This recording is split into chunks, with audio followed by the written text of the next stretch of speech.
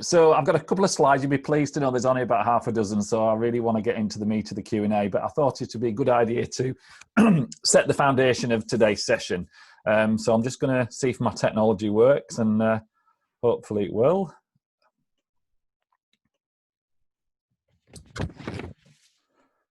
There we go. Okay.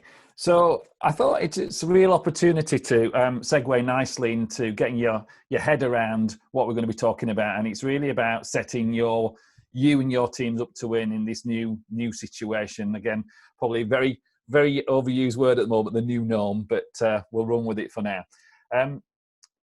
So I thought I'd start with a case study, really. And the case study is all about having an open mind.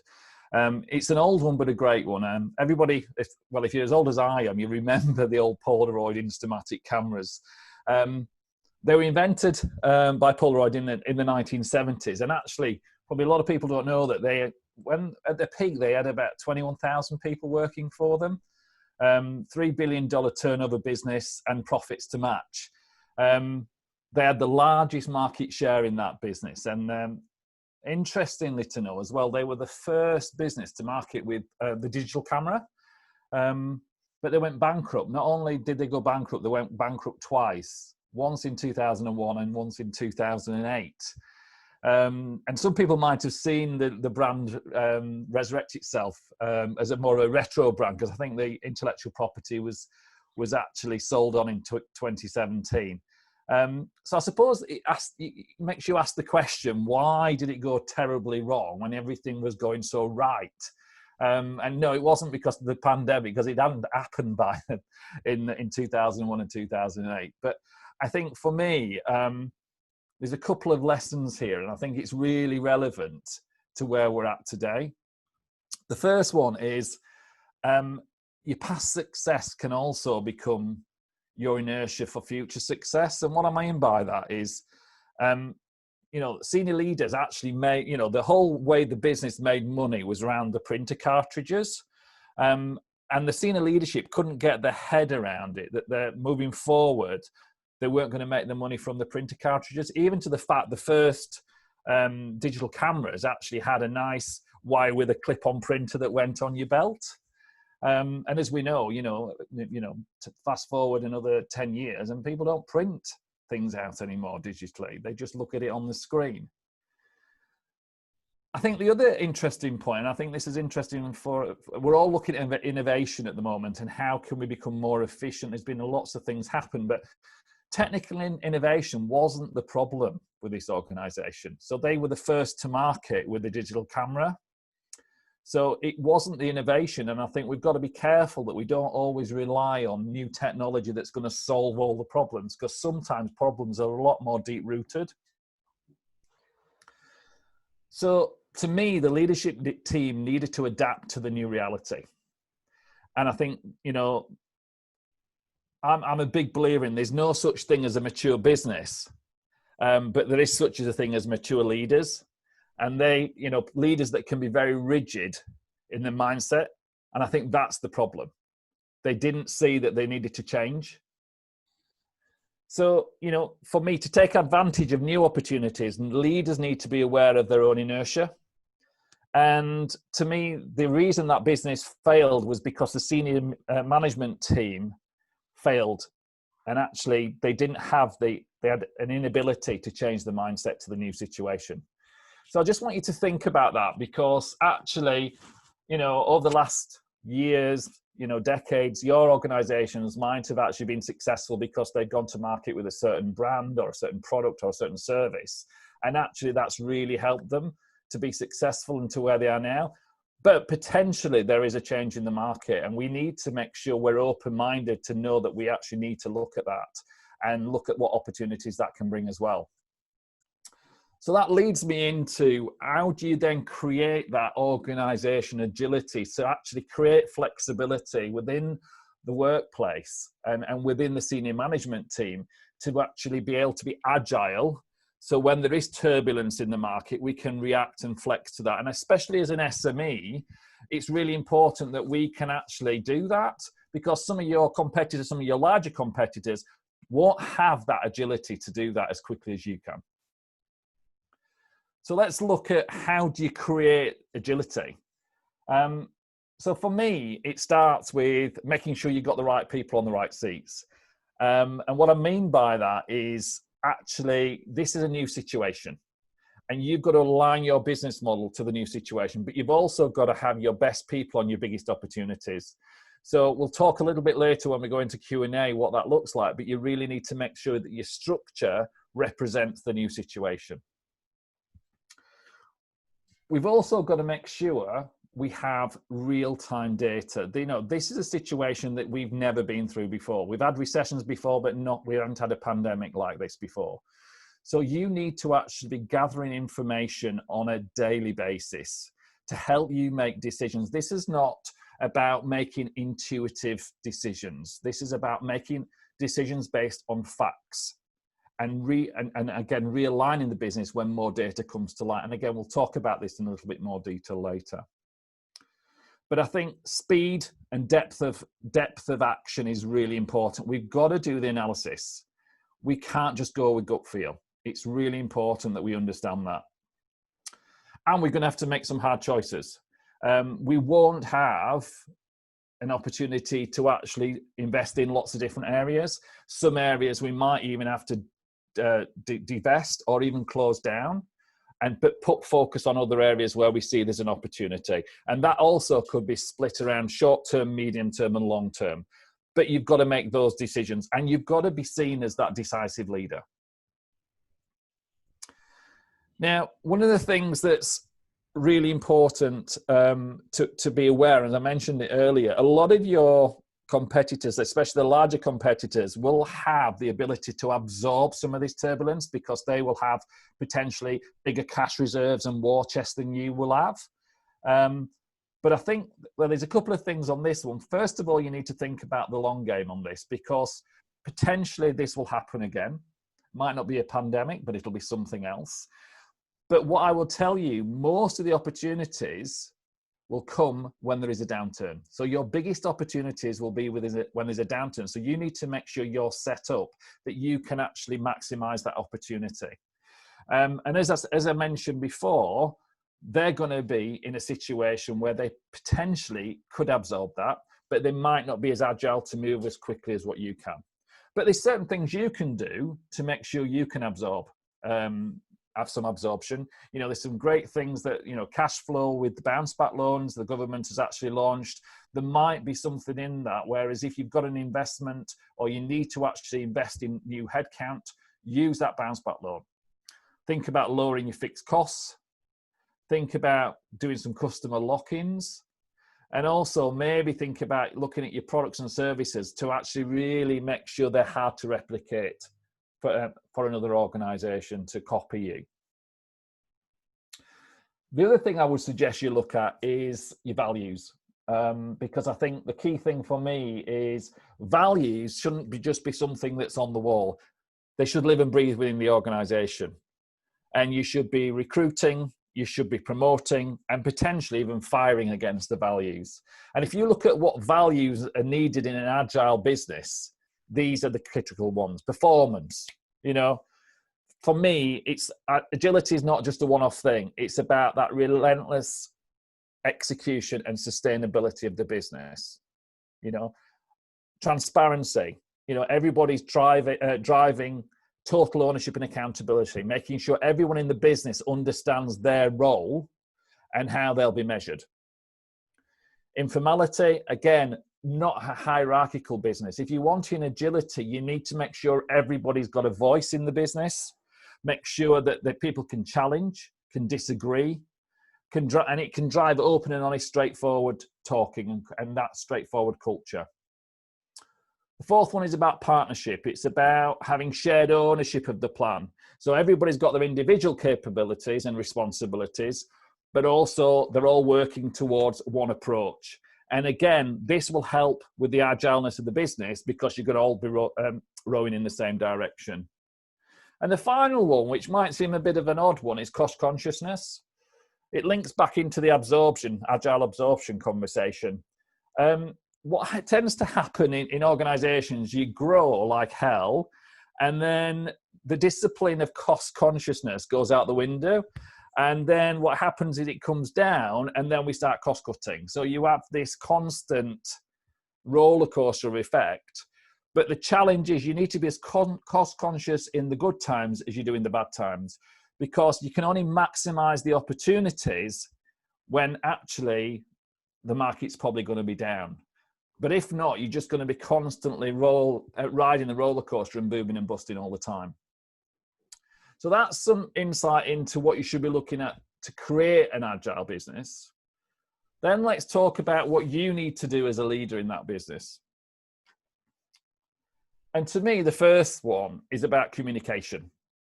So who communicates leads? You need to communicate the roadmap that we agree on and update them at every milestone. Yeah, we need to make sure we when we actually achieve the milestones, we need to celebrate the successes. But also, you know, in a crisis situation like this, there is no such thing as over communicating. Yeah, because if you don't communicate, somebody else will actually open that vacuum. You need to keep it real. So be open and honest and transparent. Don't fluff things up. In times of crisis, people respect you from being honest and truthful.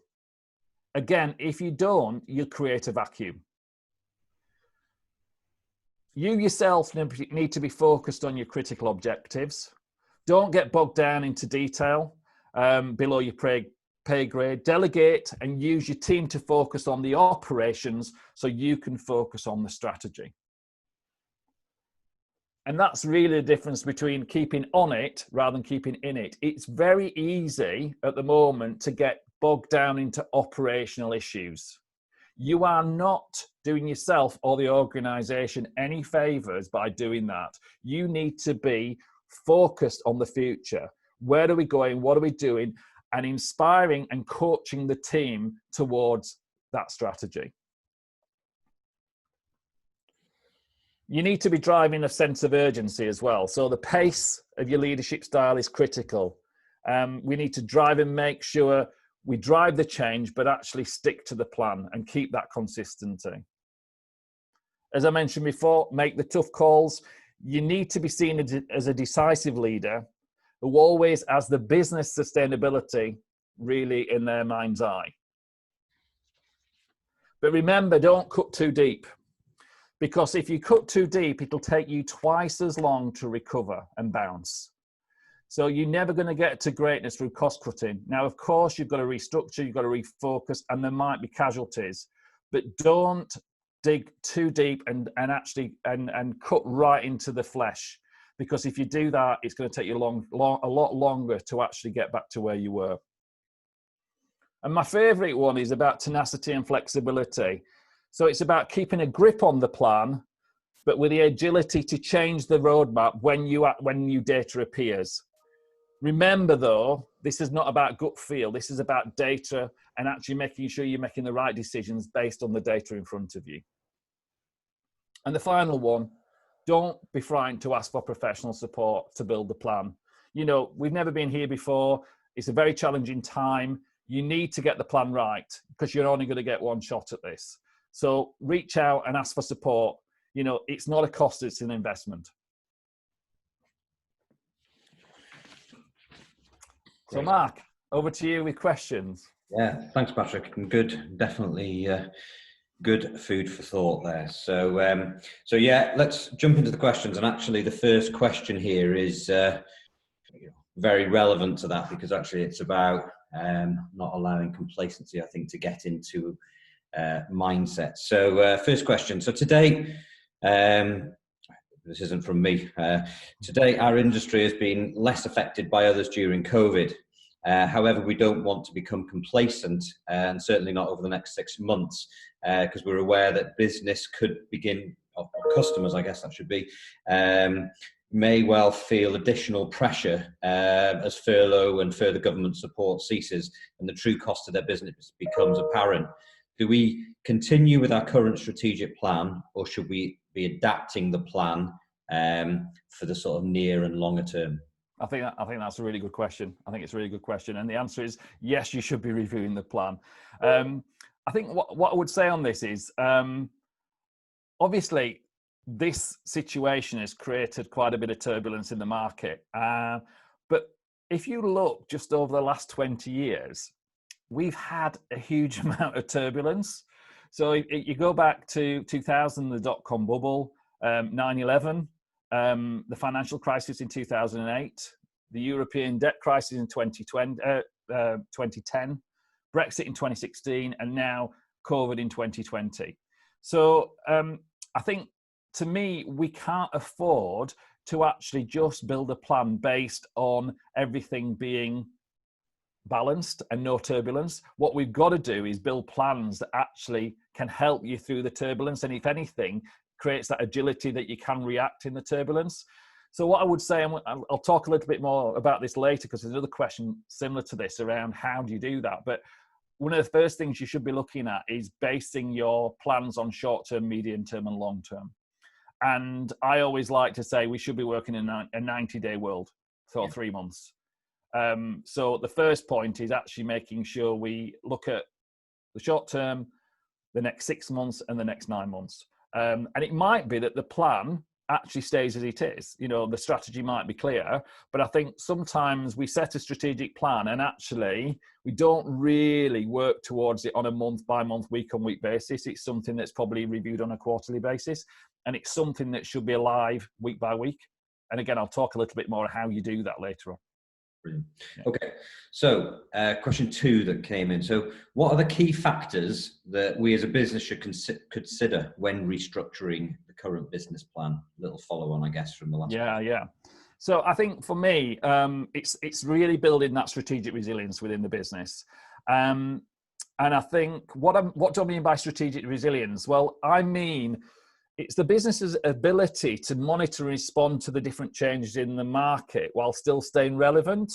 And it's a bit like the conversation about Polaroid. They actually didn't respond to the market, and then they just went separate ways, and the rest's history. So having strategic resilience is really making sure you are so close to your clients' needs and wants, and they can change depending on what's happening in the marketplace. Now, you might ask yourself, how do I do this? Well, the first thing we need to do is gather real-time, rapid intel. And I don't mean, sending somebody off and doing a 10,000, a project on this and giving it to an expert. I'm talking about in the business. So first of all, looking, and talking to your clients and prospects, but doing that in a critical way. So asking, critical maybe 5 key questions that you're asking week on week, month on month, to build knowledge and build data based on where they're at, what is their pain, then their challenges, and when do they see that things might start to change. So you can actually start building a trend and start with a baseline. You also then need to look at your competitors. So what are they doing, or what are they not doing? Not because you're going to emulate that, but also the weaker players in your market might be an opportunity for you to increase your market share, because ultimately, although the market might have dropped 50%, if you've only got 5% of the market, there's still another 45 to go for what the competitors have got. So really understanding your competitors and how they're reacting, both good and bad, in the market. Bring the intel in. We need to make sure it's centralized. The market sector, understanding what's happening in your sector, who will bounce back first. So actually really looking at, in the next 3 months, what kind of people in which sectors are going to bounce first, based on intel, then medium term, and then long term, because that will also help with your sales strategy. And then the final one is looking at the economic situation. So understanding the wider economy, there's lots of things happening at the moment with regards to changes in legislation that, just today alone, the VAT change is going to have impact, and actually trying to understand. And what I would say, this is so critical, the data, making somebody in your organization responsible for data at this stage, I think is important. And that should be somebody on the senior management team to pull all this information so we can actually make decisions and help us with our thought process. Because it's not just a static thing, it's something that needs to keep evolving.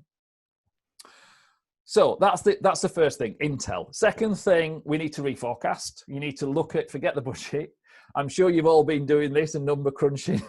Mark's smiling, so I'm sure that's been happening. Looking at 3 months, 6 months, 9 months, yeah? And looking at best case, worst case, and I really want you to think about the middle ground, to set your plan for the middle ground. But then we need to make sure we are accountable for the numbers and we are monitoring those numbers rigorously. Not just about the number, but understanding why. Why is the number up? Why is the number down? And what do we need to do to actually make a difference? Because it's going to send us signals. It's going to tell us this is up because of this. Well, that might have impact on something else. So actually joining the dots up, again, the data, real data is critical. Then we're going to look at, as I said, prioritizing your market, short-term, medium-term, long-term. Again, there's a lot of good stuff out there in the market. You know, people like Ernst & Young, KPMG, Deloitte have done loads of work on trying to plot out which markets are going to come back the first. It's free information. You can get it online, but it's a starting point to start building your knowledge base. Then look at your products and service mix. So look at which market, what do you think is relevant in the market at the moment? Is it, do you need to look at something new because this could actually be creating an opportunity? Or is there something that you actually tried to work on in the past that wasn't quite at the right time, but actually this market could be? You know, sometimes things that didn't work 10 years ago, all of a sudden become really relevant. You know, it just makes me laugh around Skype. Skype's been chugging along for the last, 10 years, and all of a sudden Zoom goes zoom, straight past it and actually becomes market leader. Yeah, because it was their moment and they actually maximized the opportunity. I think you need to agree where you're going to invest and divest. You've only got a finite pot of money. You know, we haven't got, masses of investment here. So you need to think about where you're going to put that money. So you do need to make some tough calls on where not to. You might red circle some parts of the business until you see some more positive trends, but you might move some of your best people onto your biggest opportunities so we can actually really bounce. So don't become complacent that just because that person has always worked on that business doesn't mean to say they can't be working on another business, because actually they're a good person no matter what sector or what area or what focus they're working on. Then think about your pricing strategy. Again, align it to your strategy. And then look at your structure, making sure you put your best people on your biggest opportunities. And then finally, align your sales and marketing plan to the new strategy, so you can make sure you create that top of mind. So a very long answer to a very short question, but I think that's a lot of great content then. But I think that maybe the long answer there may make the next question a little shorter. Next question: how can I ensure my business plan is flexible enough to react to the unexpected? Yeah.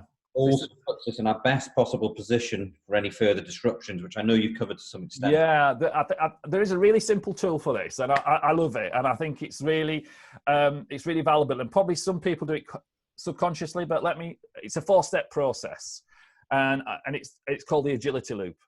And really, what the first part of it is about making sense of the situation. So if you think about this in context of what's just gone on. So gathering the data so we can actually be really brutally honest with our current situation. Yeah. And that's based on our best estimates, based on the data we can gather. Yeah. So this is where we're at, warts and all. That's number one, make sense of it. Second point is make choices.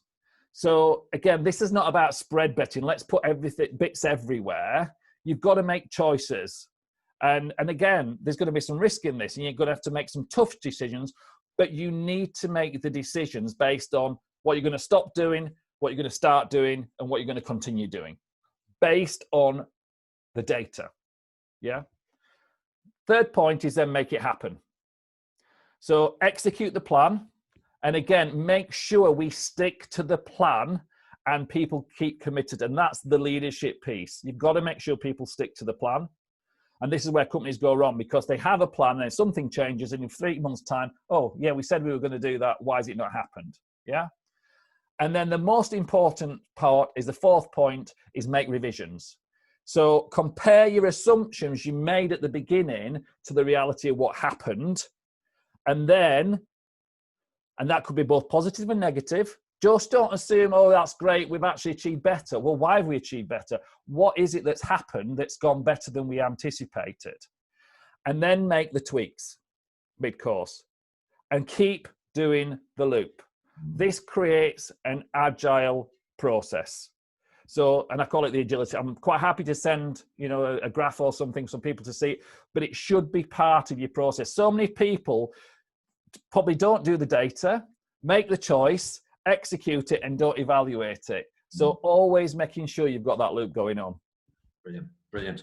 Okay, so at the moment, I know investment is a difficult decision for any business. So it's quite a broad question. So what should I be invested in, e.g. specific technology, people development, marketing, etc., to strengthen our position as a business for the future? Yeah, good question. I think, as I mentioned earlier, this, downturns create windows of opportunity. As Warren Buffett used to say, is when people rush in, hold back, and when people hold back, rush in. Yeah.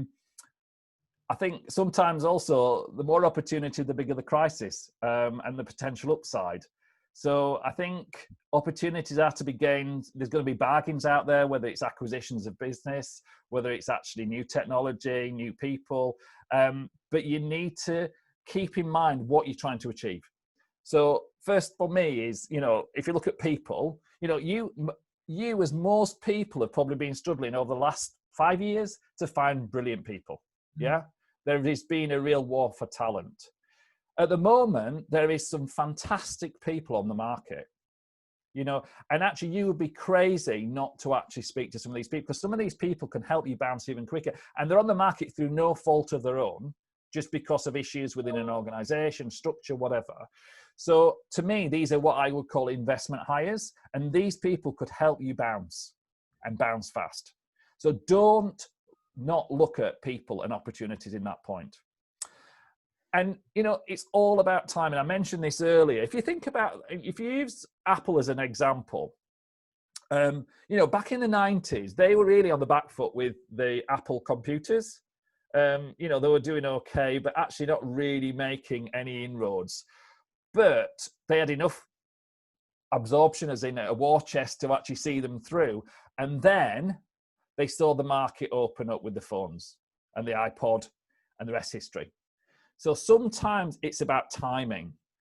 Think about some of your products and services and think about what you've got and what is the right time. Something that you've had in the back cupboard, you've been thinking about for ages about this, when is the right time to actually execute this plan? And this is where the innovation can come in, because it doesn't have to be a technology-based innovation. It could be the different way of looking at the market. Because what happens in this type of market is people are actually more open to change.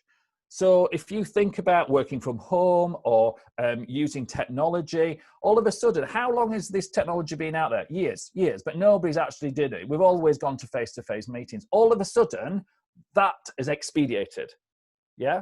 So you've got an opportunity to look at products and services that maybe clients were going, no. All of a sudden, they need some support. So I think a critical question for me is actually, what problems are your clients needing to solve now? And what do you need to help them with? And I'm not talking just for a window of 3 months, but longer term.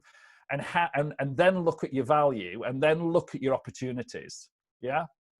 So I would say invest in promising opportunities, but make sure you research and monitor the performance, and don't be frightened to say enough's enough. Actually, we've tried it, because sometimes you run along and we're going to get there if it kills us, and guess what? It probably will, and probably kill a few of your colleagues as well at the same time. It's also knowing what the point is to say, actually, we're not going to move on from this. Let's call a halt to this, but let's focus on this. One of the biggest challenges a big company has, because they're quite rigid, they don't have that entrepreneurial thinking, and actually they don't have the innovation. And again, when we look at taking risk, do it within a framework. Do it within the framework I've talked about, making sure you're using the agility loop to make those critical decisions and monitor the performance. And not only by doing this, you'll actually increase your business and also outperform your competitors. Brilliant. Great. So last question around sort of developing and executing business strategies is, and I think, as a business, we have certainly fallen into this category over the last couple of months, as I'm sure many businesses have. So whilst tactical planning has been essential for the survival during the last 3 months, at what stage should we begin strategic planning for the long term again? And I think, I just add in that, it's a great question, something I'd add from our own businesses. I think we felt internally that we were almost, the people around the business were almost not engaging in longer term conversations because everything became so short term. So it was almost seeing past the initial or the immediate term. But, we're mindful that actually we need to get back to our long term objectives now. Absolutely. And I think it's a good question. I think, first of all, you need to be doing this latest by the end of September. You need to really be getting on this as quickly as possible, because those short-term tactical things that you've had to do through that's over. That's over. This is not about a pandemic. This is about coming out the other side in the new situation. So, we need to make sure we're having those conversations straight away. But we need to do it, again, to reiterate what I said before, with the right data, with the data at our fingertips. There's some great tools out there. We talked about the stuff, we can grab online, even setting up basic things like Google Alerts. So Google Alerts on your competitors, on your clients, to constantly build that knowledge. And also it's giving you something to talk about with your clients as well. Coming up with those critical questions for your account managers and your sales team, and making sure we're actually building that knowledge. Looking at the government strategies, and again, for you to make sure you're keeping on it and really focused on that. So I think it's very easy for you to get entrenched as the lead of the business in the day-to-day operations. And sometimes it's quite comfortable to do that because it's actually what you know, and it's actually feeling like it's adding value, but it's not adding value for the long term. Your role is the strategic direction of this business, and that's where we need to be focused. And again, just remember on that, coming back to my Polaroid conversation, what made you money in the past might not make you money in the future. Agreed. Great. So moving on. So next sort of handful of questions are all around management, leadership. It's very specific around that. The first one's kind of making me laugh just reading it. So, quite a specific question, this one. So, how would you recommend managing sales teams virtually? Virtually, never. No, I'm on virtually off the end. Virtually, yeah. Okay.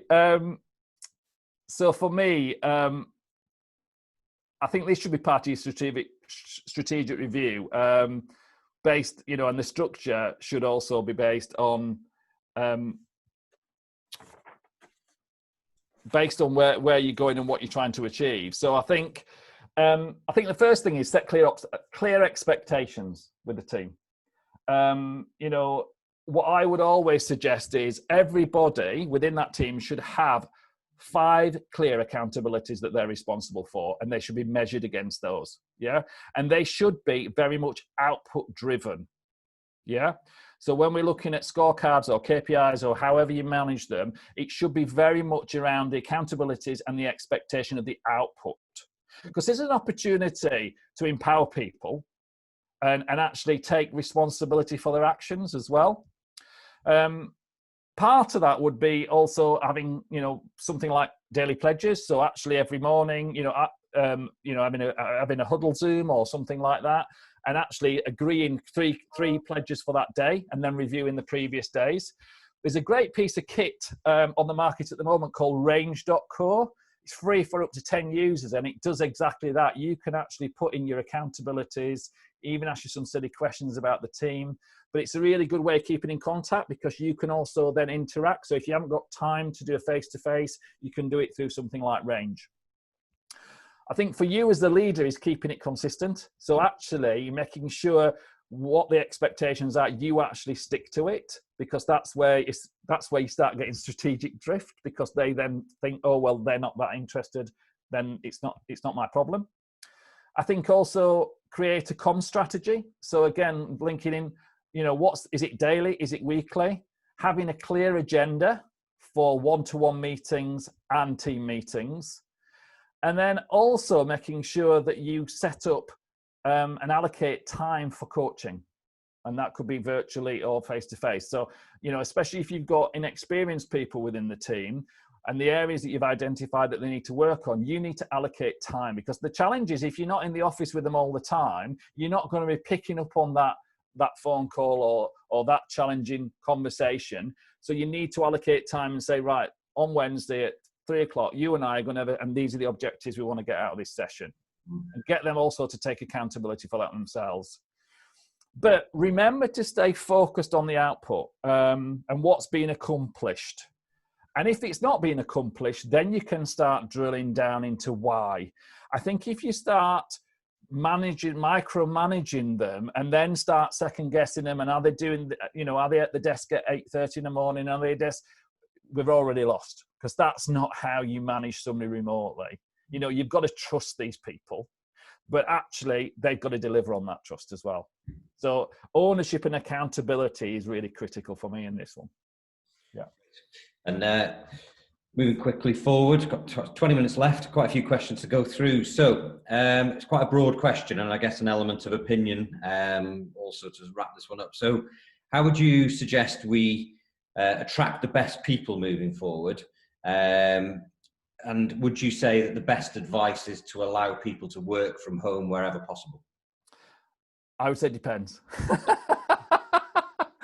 And what I mean by that, it so much depends on the team and the person. I mean, SHL are doing a free a report at the moment, so actually can profile somebody of are they suitable for home working.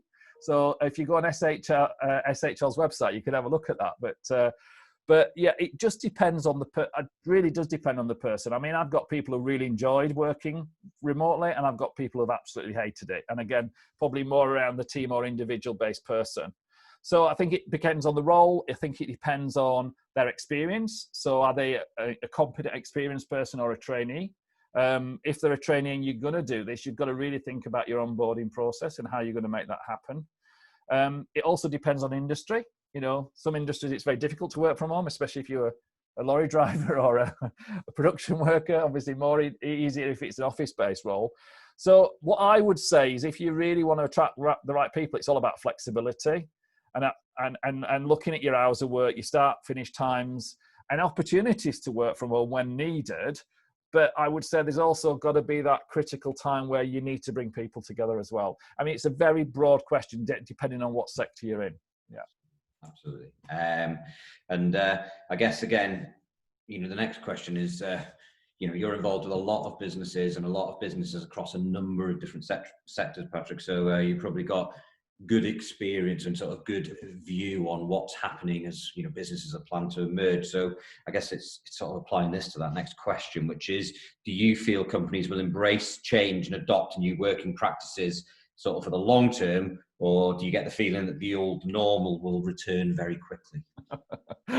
I'm just laughing to myself because of some of the conversations I've been having over the last 3 months. And I think what's been really frightening for me is working with some organizations for many years, and all of a sudden they've just gone back and digressed initially for, backwards for about 2 years of the work that we'd done. Quickly, we sort of made the change, because I think everybody goes back to type sometimes when actually the pressure's on. But I think there's one thing that is consistent, and that is change. So I think, and again, change happens for a reason. Recessions happen for a reason, and again, obviously this was slightly different, but things happen because something needs to be reset. I think this has created a window of opportunity, and as I said earlier, to expedite some change.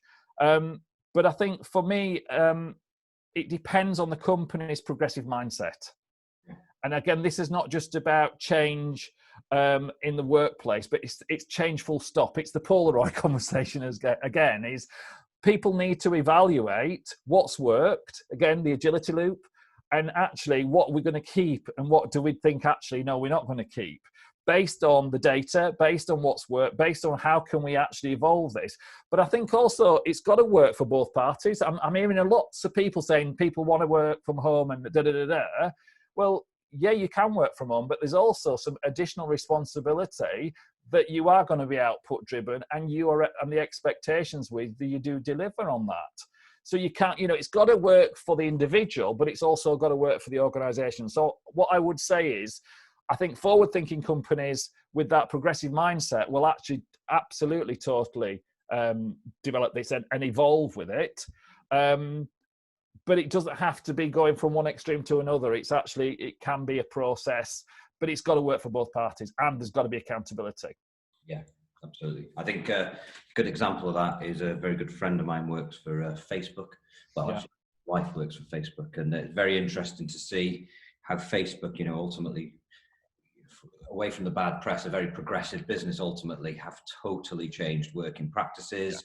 They are restructuring their business for the future. People are being offered permanent work from home contracts, and they are totally changing the shape of that business while making sure they're able to continue to progress their core markets. So it also comes back to the culture of the organization. Yeah, absolutely.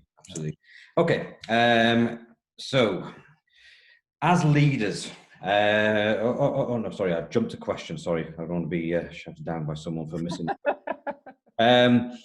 How would you recommend that we assess our teams to ensure that we are best positioned to tackle the future challenges? We recognise that the skill sets we have inherently might not be right for our future growth.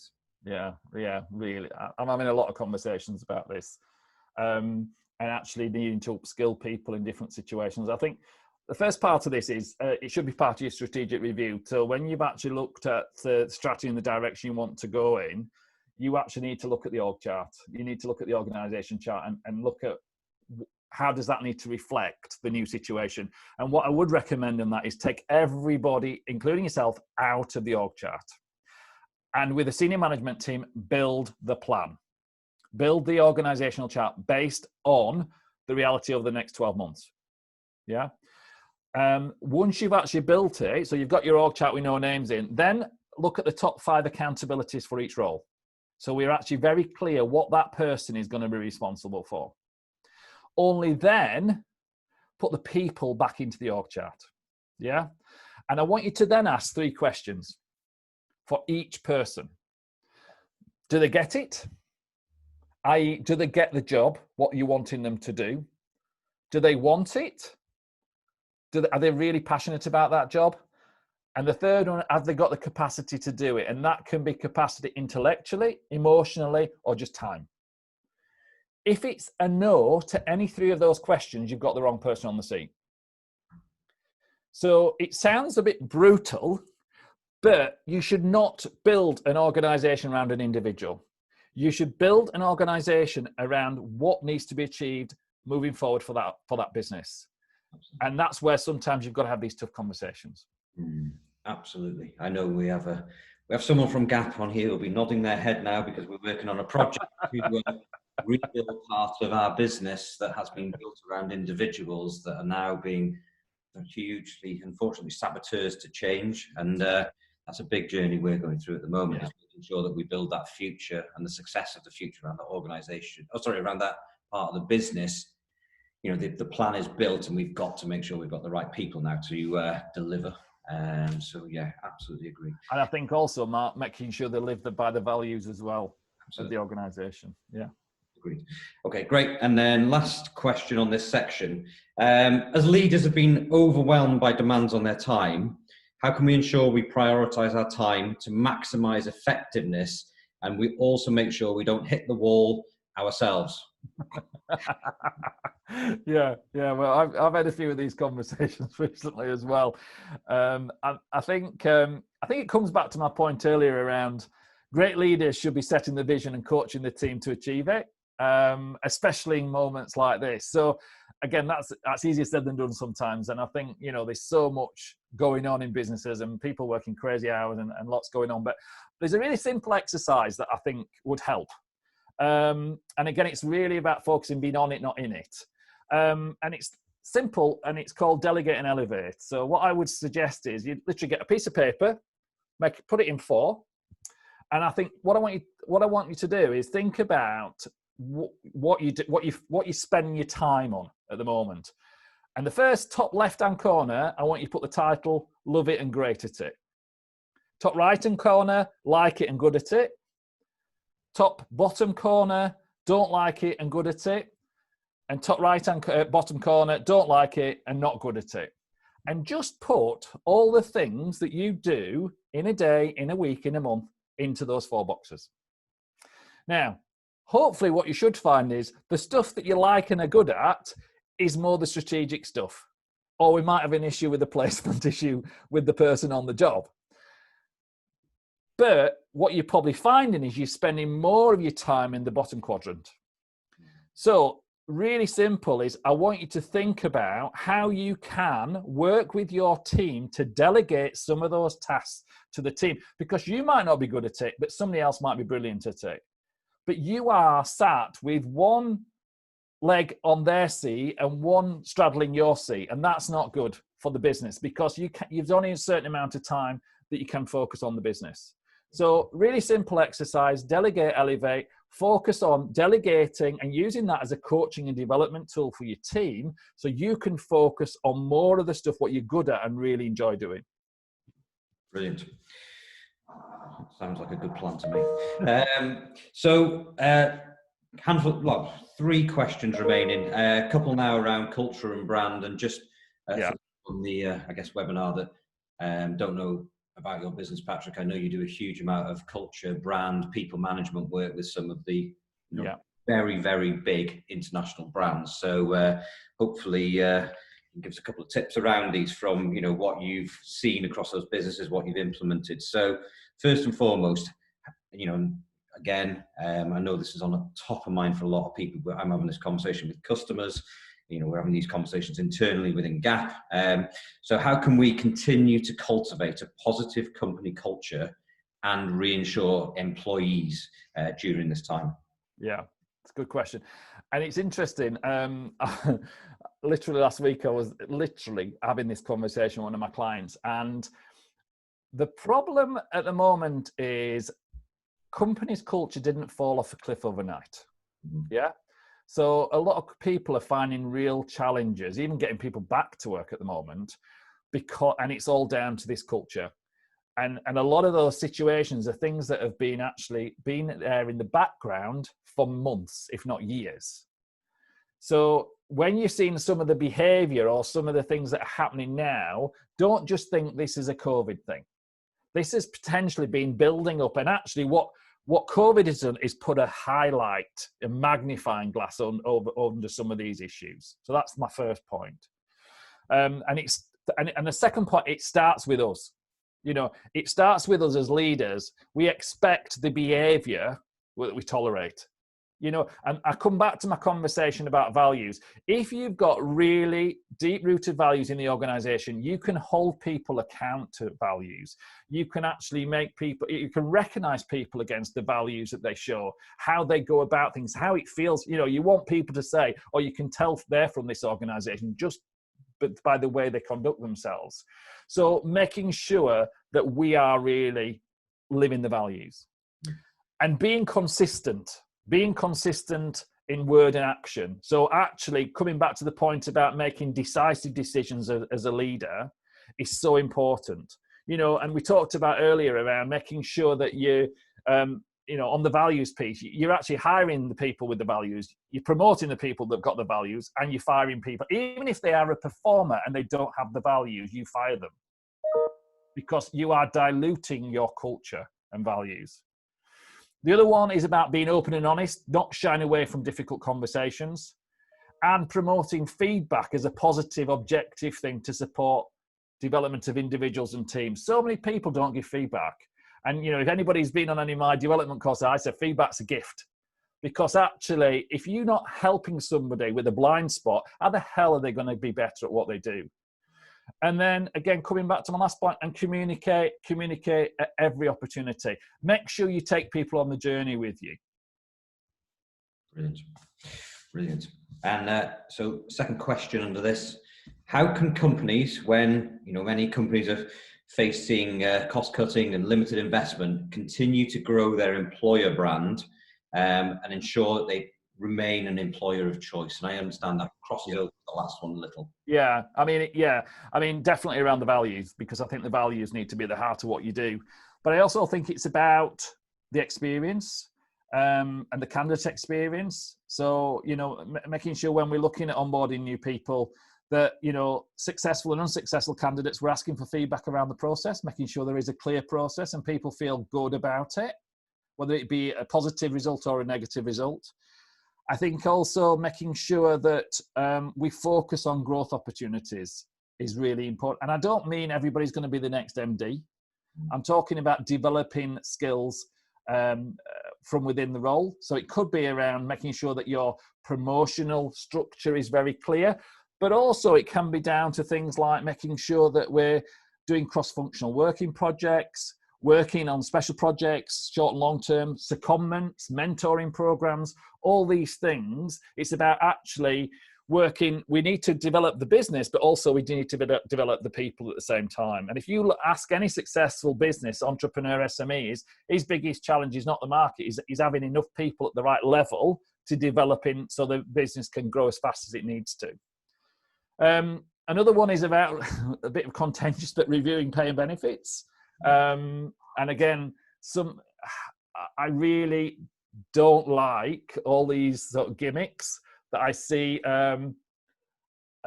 with regards to these different pay, adding points and things and things. To be honest, it just needs to be really simple, and people really need to understand it. So I think reviewing the benefits and making sure it's in line with where it needs to be. And the final one for me is evaluating and reviewing recruitment and retention practices. So again, as a recruiter, we're very good at this because retention is really paramount to us.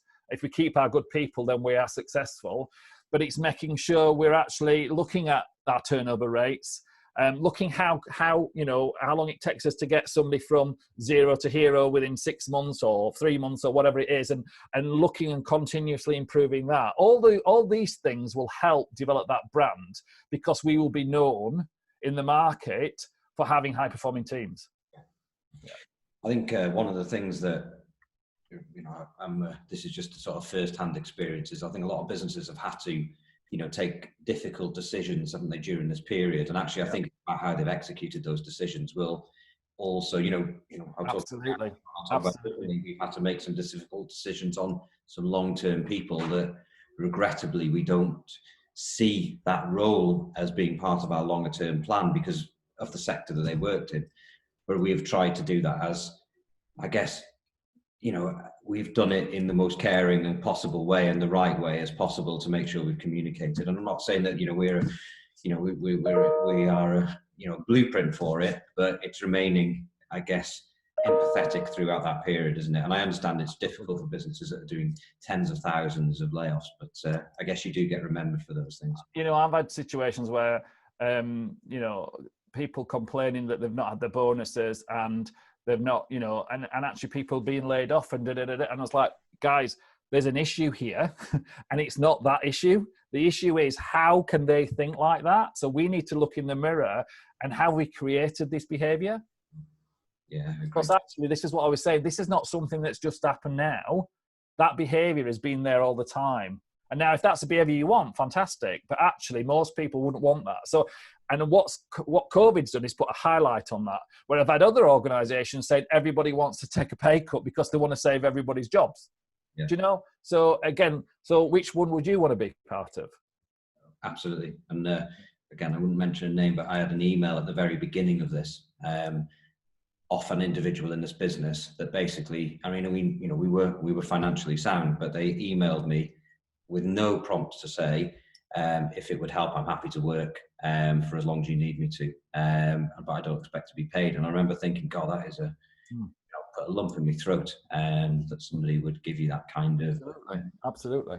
Take them up on it, but yeah. So anyway, and I guess, Florin, I know you put a question in, on the chat, and I think that this last question, which was submitted actually previously, hopefully answer your question as well. So Florian was asking about how we can get ahead of the competition when the competition are making plans already. And I guess getting ahead of competition is about executing a plan, and I'll go to Patrick with the specific question, but also making sure that your sales output matters during this time. So final question, Patrick, before we wrap up, and we're dead on time, 2 minutes to go, which is, how would you recommend we plan sales output, whilst being sensitive to industries that have been impacted heavily during COVID, and also ensuring we continue to prospect effectively within sectors that continue to flourish? Yeah, I think it's a really good question, and I think the sensitivity piece is really relevant as well. I think what you've got to think about is most of you, especially if you're working with SMEs, you're not looking at working on big contracts or tender proposals, because that's a periodic thing. We're looking at creating what I would call a top of mind sales strategy, which basically means is next time they need somebody, they think of you. Yeah. So really that's where we should go back to the objectives. And there's two key things on that for me is, remember this. This was actually done by Coca-Cola in the 1950s or something like that, but it's still really relevant today. It takes 6 weeks, 6 contacts just to remember you and build a relationship. And a contact could be anything, it could be passive or direct, but it takes 6 weeks to forget you. So actually, if you've done a lot of work with a client and don't speak to them for 6 weeks, you're starting from scratch. Yeah, so that's the first principle. So what I would suggest you do, and we mentioned it earlier, is actually start building segments within your prospect list. And look at that in 3 areas. So first segment could be your short-term V-shaped bounce back clients. So clients are going to bounce between July and September. Mid-term could be your U-shaped clients, which are going to bounce between October, December. And then the third segment would be your long-term, your L-shaped, which will probably bounce into 2021, if at all. So then look at your products and services. So which products and services am I going to actually strategically aim at these different segments? And then think about your contact chain. So what I mean about contact chain is, think about 12 weeks or 13 weeks, 90 days again. Think about what opportunities I can have to make contact. So obviously the short-term ones, it's probably business as usual and trying the normal way that you would actually convert clients. But we can also use some really good stuff that's actually adding value, because clients remember what you've done for them in the tough times. I did so much stuff for my clients, and didn't get paid. It wasn't about that. They've been good clients to me, and I wanted them to be good clients in the future. So things like market insight, knowledge. We talked about the Google Alerts. It doesn't have to be something that the company presents in a nice marketing, but it could be literally information that you're sharing with the client. A great one is surveys. Actually doing some surveys of what people are feeling like in our local area. What's some of the key challenges in that market? Another one, ask the expert, like we're doing today, but you could do something more regionally that is very much, a big employer in the market, the local councillor, get them on board, get them actually, people want to understand what they think. Yeah. Think about what resources and value you can add. You're an expert in your field. So what about you going and meeting with the board or actually adding some value based around your area of expertise? I think the key thing for me at the moment is customer satisfaction, because a lot of companies are actually working on really low headcount. So you've got to also make sure we're keeping that satisfaction up, because actually the worst thing to do in this is lose clients because they're not getting the service. So what are we doing to make sure we're actually keep giving the right service to clients and actually picking that up? And then the final bit is an opportunity to launch new products and services based on feedback and what the clients need now. So I think for me, it's really looking at how do you add value to that client in the segment where they're at, and not just phoning them and saying, do you want this all the time? Because that's really going to frustrate them. Perfect. Perfectly timed. 2 minutes past 12. Sorry about that. You'd almost think we'd rehearsed it, which we haven't. So I think, thanks everyone. Hopefully that's given people some food for thought. I think, from Patrick's perspective and mine, the session was just about putting something out there. I know that, in business, there's a million and one decisions to be making at the moment. We're all sort of fighting against a little bit of a headwind. I read a quote yesterday from Henry Ford, which was, I can't remember it exactly, but it was something like, the aeroplane doesn't take off in the wind, it takes off against the wind. And I was thinking about today, and I thought, that's a great quote, and something I'm going to keep in mind, over the sort of coming months. But hopefully it's given people something of value. Thanks, as always, to everyone for attending. Patrick, really appreciate your... No problem. And if anybody's got any further questions, I'm on LinkedIn. You can actually email me or just send me an email, or just any questions. I'm more than happy to help or add some more content to some challenges you might have yourself. So brilliant. Having been my mentor for many years, I can't recommend Patrick highly enough. So yeah, it's all my fault. Yeah. So thank you, everyone. Have a wonderful day, and we will speak again.